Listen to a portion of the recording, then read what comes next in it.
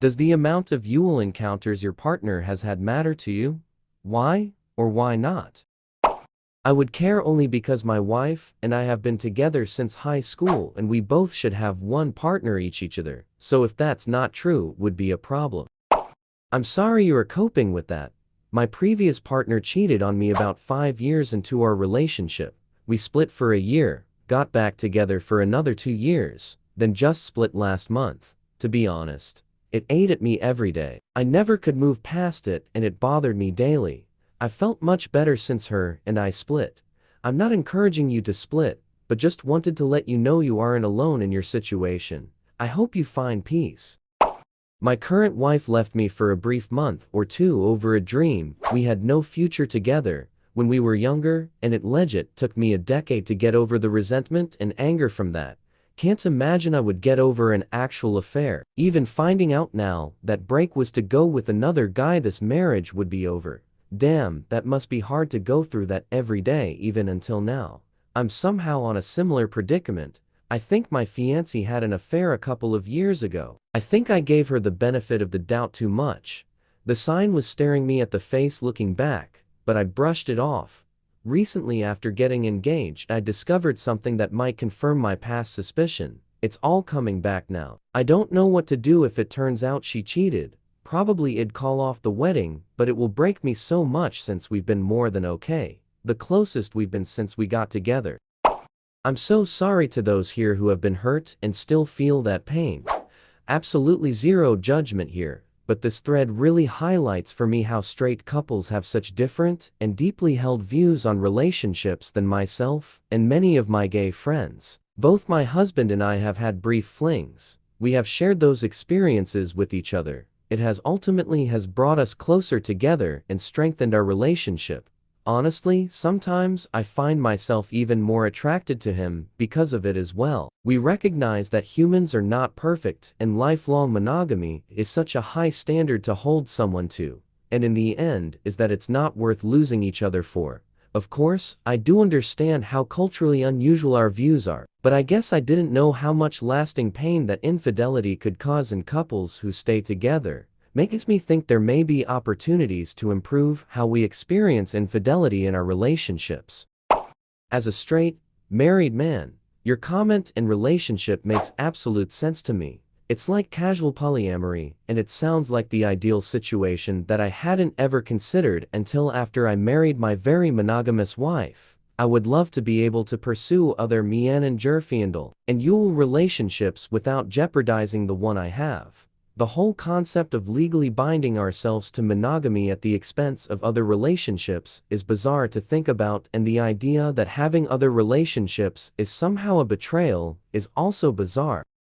I hate to make this harder on you, but I don't really see the difference in saying you won't stay if it's true, but then choosing not to know. Maybe you should reevaluate your stance on being forced to leave if it's true. If you're still figuring out a way to stay, if it's true, and you want to ask later, that's fine, but it's best to have this out of the way before marriage if you're ever going to ask. What if you find out in 10 years? My girlfriend of 5 years left me a week ago because I'm too good for her and she's scared of hurting me more long term. I feel miserable and very conflicted. It really hurts, and I want nothing more than for her to change her mind, but also deeply afraid that it wouldn't be the same after this. At the same time, I worry about her mental health because the past couple of months have been really stressful on her. It feels very weird to be told I did nothing wrong, and yet, it all falling apart.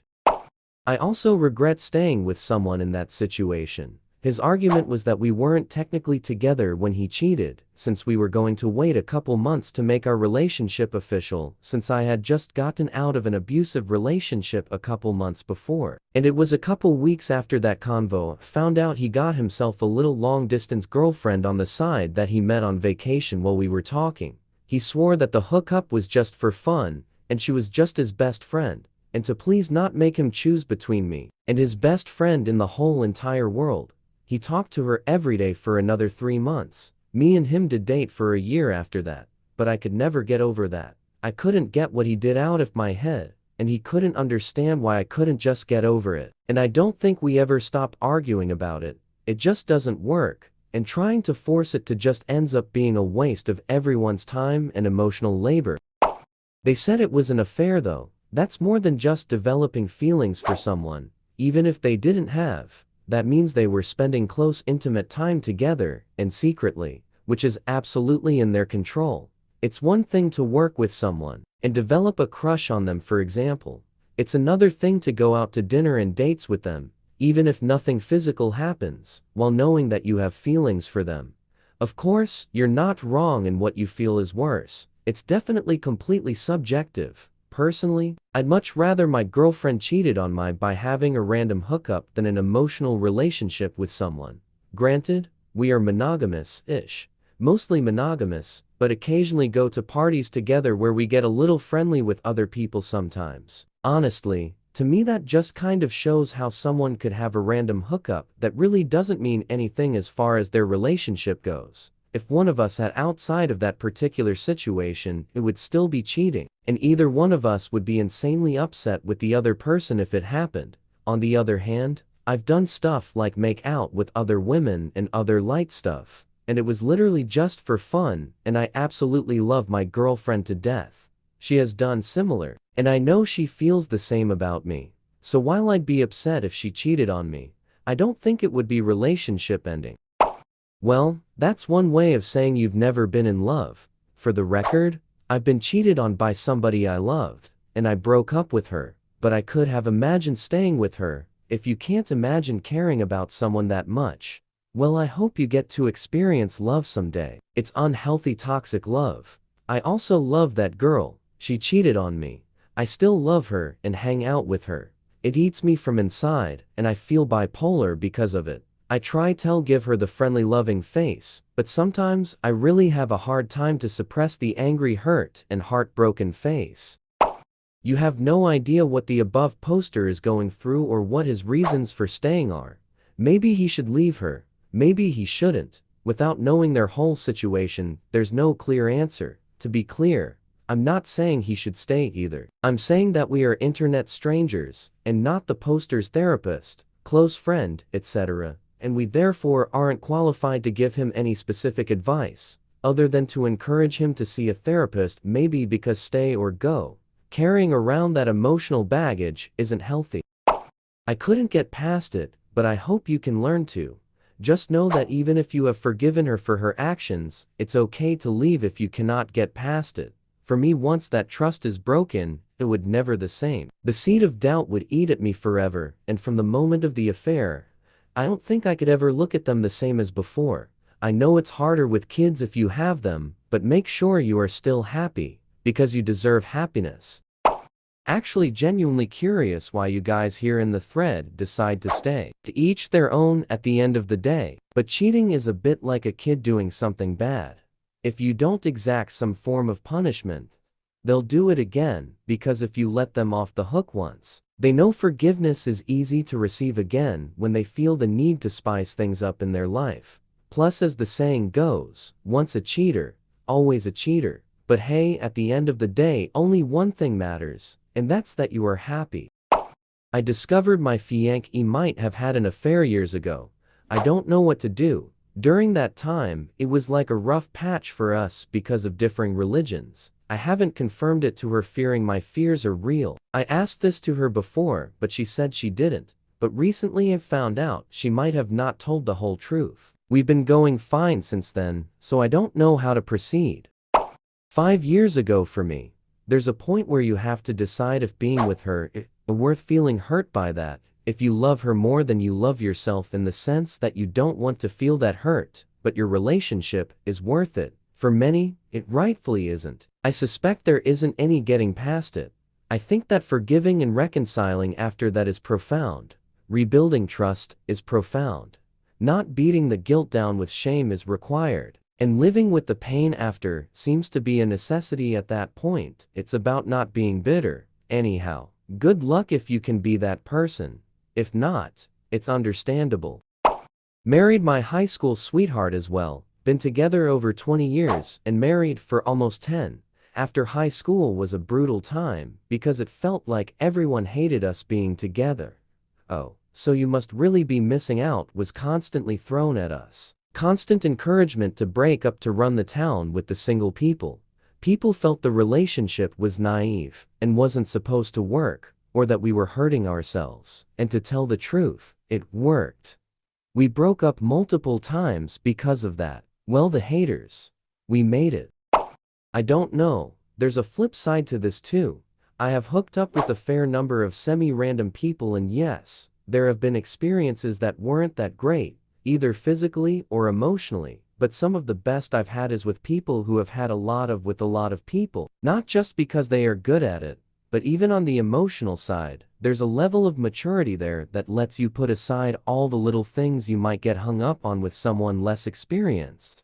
And it lets you put that all aside, and be in the moment, and be there together, and just enjoy the intimacy. Consequently, some of the most emotionally rewarding I've had is with people that I wasn't that close to beforehand.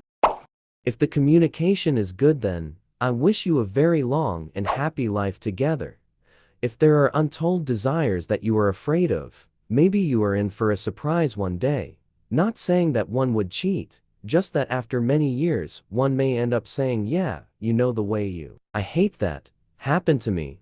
Only thing I could say was, why haven't you told me sooner? Your pleasure matters me more than mine. Never ever accept again something that makes you feel bad or resentful. We are pretty open about our desires in a sense. We have talked about maybe in another life we would want more exploration, but neither at this time want to act on that desire. I have come to terms that an event such as that is probably bound to happen. I'm not naive enough to think it's impossible for either of us. My wife is very ill at times though, and doesn't really drink, so I don't worry too much about her cheating. She also has dealt with some trauma as a child, so many different feelings and trust need to converge for to be on the table for even me. I find this so fascinating. Life with a singular person your entire life. How do you keep from thinking about what else is out there if you've never even tried? Honest question. For me, I know generally what's out there and what compatibility feels like, and incompatibility feels like purely based on experience. Prior to that I had no idea, not sure how I'd know without experiencing it. Similarly, people also tend to change as they grow, and so does your relationship with that person. You adapt to each other's changes, or the relationship starts to sour. And this goes for all relationships. Also, just because you date other people doesn't mean to stop wondering about other people. That's just part of life. So long as they haven't run through my entire friend group, I don't care. A few years ago, I started to worry about a girl in our friend group that I suspected having an eye on my boyfriend at the time. I expressed that to him, and he reassured me on the fact that he had several girlfriends, and that he was not attracted to her anyway. She was single, and she liked to party a lot. He concluded by telling me, anyways, that girl is disgusting. She slept with all my friends. I was convinced. Well, guess what? He's now married and has 2 kids with her. Poly relationships do work if you set the right boundaries and respect each other. Everyone else acting like they know you and your wife can shove it though. What do they know? Things are working for ya though, and I just found it funny that they ganged up on you. There was a slight boundary hiccup at the beginning. But, I get that. She did have that moment of, oh, that's how that happens. It's chill though. We set rules down for it as well. Things like, after each of goes out, we go out together. It's actually been great for our dynamic. We have been talking more and making time to be here and present with each other. When you're with someone for 12 years, things can get complacent. It's nice to have a foil against the routine of kid, work, chores, errands, bed. Also, there's no way we could fully partner with our respective boyfriend-girlfriend. He is an anti-vegan with the minimalist aesthetic, and she lives in the city. My wife is autism and loves her nicknames and my cooking, and I can't live in the city. I can't. Our property borders a national forest. I can't do concrete like that. My buddy broke the cardinal friendship rules and caught feelings for my sister. My other buddy ragged on him hard that the only reason he liked her is because she was like me and all this other stuff. Guess which one ended up dating my sister? This was said jokingly, but I do think you should always ask your friend before putting the moves on his sister. It will affect the friendship and the relationship, and depending on how strong the friendship is will always be a somewhat risky move. Good friends don't always make good significant others, and neither do sisters or brothers. My mate in my teens or 20s and my younger sister clearly had a spark for years. He never went for it because we're friends, despite me telling him many times that as far as I was concerned, if they got together at least, I'd know she was with a good person that cared about her and wouldn't hurt her. It's a shame because I really reckon it coulda worked between them. I didn't go for it with someone because they were my best friend's sister. Could have worked out and been awesome, but I was too damn worried about the potential of losing two people I loved and respected. My friend was totally okay with it and gave me his blessing, but I just couldn't get out of my own head. So I get it, haha. This happened to me too. He told me he had no feeling at all for her when we was about to start dating. I don't want her to come between us before we started dating. And I asked him this directly because everyone around us know that girl like him. He at that point of time like me. I don't want to accept him at first because I know that girl like him a lot. Anyway, while dating me for about a month, I caught him dating her also. I left him after that. Now, 2 years later, they are already married. What I don't understand is he said he didn't like her, but ended up dating her anyway. That hurt me really too bad. Had an ex that cheated on me with a girl that knew he was dating and even knew me through social media. We were doing long distance at the time, and when I found out about the news I was like, I knew it. Because every time we talked, she's in the conversation, he would say she's like a little sister to him, and would say that he pinches her cheeks and they were touchy. But his excuse was he's not attracted to her. I had a similar situation, but I legitimately wasn't attracted to her, and made that clear to both her and my girlfriend. She had her own boyfriend, so she wasn't interested either, but that didn't stop my girlfriend from suspecting her, questioning every time I hung out with her, and just insulting any mention of her. She turned herself toxic, and we had to end things, and even when single, I still didn't pursue the friend. Because I wasn't attracted to her. Sorry you had such a sucky experience. Seems like a common problem. Ex told me a girl in the group has been looking for action, and named 3 of the guys she striked out with. We both thought it was really iffy of her to keep trying within the same friend group on her part. The guys were clearly aware it would be weird and never went for it. When we broke up, I learned my ex hooked up with her. Kinda lost respect for him then. Dude. I dated a girl who suddenly caught the eye of a married dude 13 years older than her that ran the tattoo shop in the mall basement. I explained to her that there was no way that guy was just platonically interested in her and just wanted to give her things for free because he was friendly. Well, guy is still technically married to his wife, but lives with the girl I dated and they have 2 kids now. Out of my regular friends group, I am the only one who hasn't slept with one of our other friends' exes. Heck, a couple of them even shared a couple girls. I just can't understand it. I'm a very wally open and liberated person, but sleeping with a close friend's ex just doesn't work for me. I think if you have to monitor, pressure your partner into not cheating or not dating someone else, then they aren't really a good fit to be your partner. You know, obviously you're not together still, but I always thought that was weird. It implies that the relationship doesn't work at a baseline level, or that there's mutual ownership of each other, which is weirder to me. Glad you're not with him though, since clearly, he wasn't as invested in the relationship, unless we're missing more BG info. Hope you did well afterwards too though. I remember being at a backyard party, annoyed by a guy who was ruining the vibe by complaining about G-double bush around the bonfire, years before virtue signaling was a common term. And I finally told him he could shut up, because he wasn't offering any solutions, and he didn't need to impress the girl to his right anymore.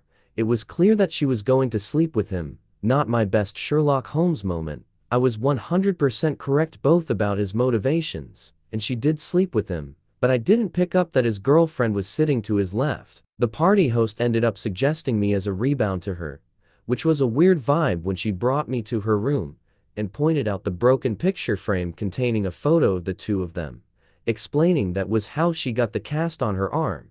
I was a little afraid of her after that. I was on the other side of this scenario. Maich's girlfriend hated another girl she just knew had her eye on me. I knew the girl was not interested at all, Wasn't attracted to her in the slightest, didn't like hanging around her, but my girlfriend dumped me when I went to college. And in my junior year, I met the other girl by happenstance, and we were together for 7 years. My ex thought that was my plan all along, and it may have been the other girl's plan, but it wasn't mine. Life changes, people change, plans and desires change. My second fiancé did just that. When I finally caught wind, or I should say someone left a note on my door that my old lady just slept with one of my friends last night, I called the house we all hung out at and left a message that I knew what was going on. My pager blew up 15 minutes later, and I found out she had either or some form of it with about 15 or so of my friends. Dudes were coming to my house and apologizing that she was grabbing their dicks and whatnot, and they didn't tell me.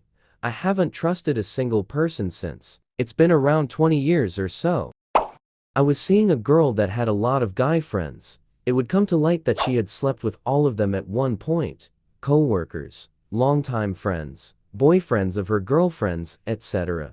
It's unnerving socially to know that so many people in the social circle you're joining has been with the person you're trying to have a relationship with. It would also come to light that she had a wild period where she would hook up with 3-4 random guys in a week. I thought it was in the past, so I looked the other way. But things like trauma, dissociation during intimacy, trust issues, bad boundaries with the opposite, judgment over your own sexual appetite, etc. were all becoming an issue. She eventually cheated while visiting family back home with someone she said had abused her physically and mentally. A lot of the times, it is a sign of someone who has serious mental health issues or very low self-worth. Either case does not result in a healthy relationship, and you should tread lightly. I worked at McDonald's with a large group of friends when we were 16. One of the girls there was super flirtatious and mature for her age, and all the boys loved her. She got around. I barely spoke with her. Fast forward 10 years later and she reaches out to me out of the blue on Facebook. We weren't really friends when we worked together, so it was odd. But hey, she was that hot girl from Mix, so I'll talk to her. Yeah, we went on several dates together, and the topic for body count came up. By 26, I had had a total of 3 whole times with 3 women. She had stopped counting after 50, but definitely no more than 100, a few of them my friends from McDonald's. It made me feel a bit out of my element, and it was weird at first, but we lived in a completely different city than the one we grew up. So it's not like we were going to bump into my friends often. Only time it did happen was when we attended an old friend's wedding and the whole gang was there. There was a shy, "Hey, so good to see you all" vibe in the air, but we got past it fairly quickly. We got married 2 years ago, and life has been amazing. Used to be this super depressed doughboy throughout my 22nds, but now, I feel purpose and love every day. Hell yeah man, this is the way to do it.